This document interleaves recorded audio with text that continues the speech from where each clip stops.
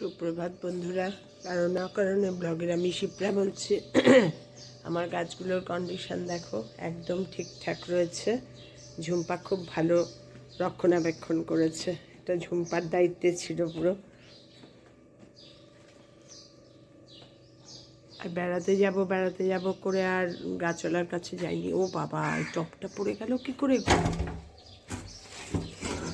বাবা, দেখেছো টপটা পড়ে গেছে কাত হয়ে, বেলফুলের গাছটা।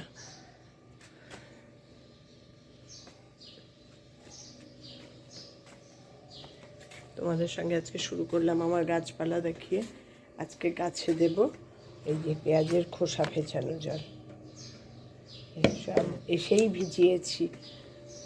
এখানে সাদা জবা ফুল গাছটা, চালতা গাছটা সব ঠিকঠাকই আছে, সবগুলোরই নতুন নতুন পাতা বেরোচ্ছে। এখন মনে হচ্ছে বড় বড় টবে আনলে ভালো হতো, ছোট টবে না করে। ছোট টবে হলে কী হয় বলো তো, শিকড়গুলো চারদিকে ছড়িয়ে যায় আর বাঁধতে পারে না গাছ। তোমরা সবাই কেমন আছো? এখানে ঠান্ডা ভালো পড়ে গেছে, ডিসেম্বরের মিডল, ঠান্ডা খুব ভালো পড়ে গেছে। আমার খুব আনন্দ। সারা বছর তো উফ আর আহ করি, এবার গাছে জল দিয়ে দিই।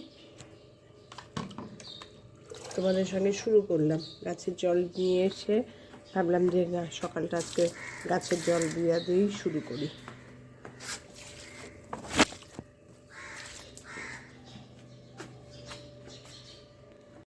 বারান্দার গাছগুলো সব ঠিকঠাকই আছে।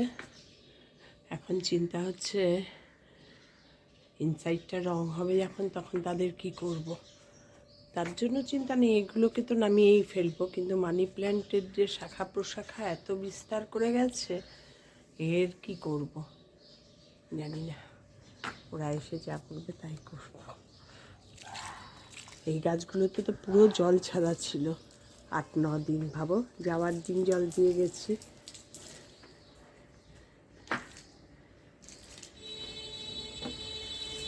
বেড়াতে গিয়েও আমার এদের কথা মনে হচ্ছে, এমন হয়ে গেছে।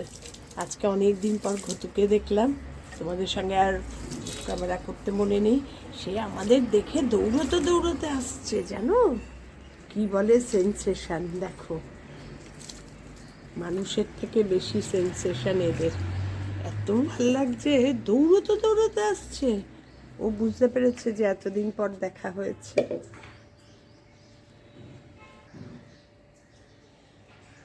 চলো দেখতে থাকো পরপর কাজ। আজ আবার শুরু করেছি মোচা, ঝুম্পার কেটে দিয়ে যাওয়া আর আমার বেছে দেওয়া মোচা। এই মোচাটা আমি খাওয়ানোর কেন বলো তো, মেয়েদের জন্য এত আগ্রহী। এই সব রান্না তো আর ওরা পারবে না, আমিই পারি না, আমি এখন করছি তাই। আর ওদের তো প্রশ্নই ওঠে না, যার জন্য একটু ডালের বড়া করে একটু টেস্টি করে রান্না করার চেষ্টা করছি, যাতে খায়। মোচাটা এবার রান্না আরম্ভ করছি। আমি যা রান্না করি তাই তোমাদের দেখাই, নতুন রান্না হোক পুরনো রান্না হোক, আমার ডেইলি যা হয় আমি সবই তোমাদের শেয়ার করি। ঠিক আছে, দেখো ডালের বড়াগুলো ভেজে নিয়েছি হালকাভাবে। এবার এর মধ্যে ফোড়নে দিয়েছি গরম মশলা আর জিরা। এবার দিয়ে দেবো একটু আদা আর কাঁচা লঙ্কা। আদা আর কাঁচা লঙ্কাটা দিয়ে একটু ভাজা হবে, আদার কাঁচা গন্ধটা যাবে, ব্যাস। একদম সিম করে রেখেছি। এবার মোচা যে সিদ্ধ করেছি সেগুলো দিয়ে দেবো। না, আগে গরম ধনে জিরে গুঁড়োগুলো দিয়ে নিই, তারপরে ধনে আর জিরেটা একটু জল দিয়ে মিশিয়ে দিই। কারণ গরম গুঁড়ো মশলা দিলে এমনিতেই পুড়ে যায়, একটু জল দিতেই হয়। একটু ভাজা হবে, তারপরে মোচাটা দিয়ে। মোচাটাও সিদ্ধ করেছি আমি নুন আর হলুদ দিয়ে, এই জন্য নুনটা একটু বুঝে দেব, খুব বেশি দেব না।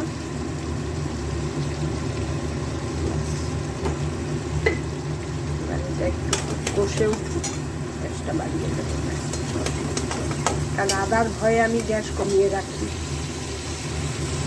মশলাটা মোটামুটি ভাজাভাজি হয়ে গেছে, এবার ব্যাটারের মধ্যে মোচা সিদ্ধটা দিয়ে দেবো। হাত দিয়ে চটকে চটকে মেখে রেখেছি, মোচাটা খুব ভালো ছিল।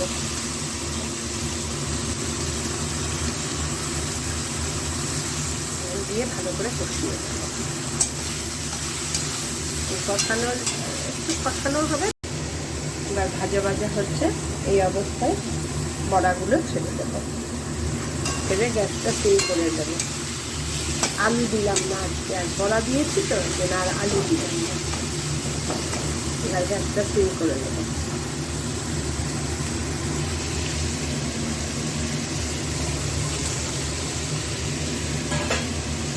বড়া দিয়েছি বলে আলু আর দিলাম না, আলু ছাড়াই হবে।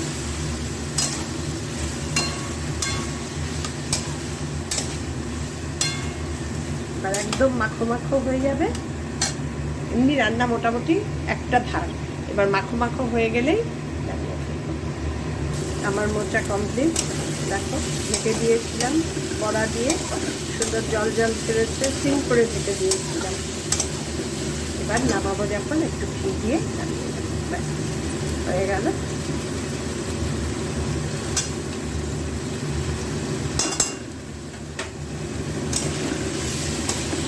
বড়া না দিয়ে নারকেল ছোলা দিয়েও করা যায়, কোনোটাই ছিল না ঘরে, তাই তাড়াতাড়ি ডাল ভিজিয়ে একটু বড়া করেই দিলাম। কারণ মোচার নিজস্ব তো টেস্ট নেই, একে টেস্ট বানাতে হয় একটু। এত উপকারী, মনে হয় কোনো কিছু দিয়ে হলেও খাই। কমপ্লিট আমার মোচা রান্না। কেমন লাগলো জানিও, ভালো লাগলে লাইক কমেন্ট শেয়ার করে দিও, আমার চ্যানেলটা সাবস্ক্রাইব করে নিও। টাটা।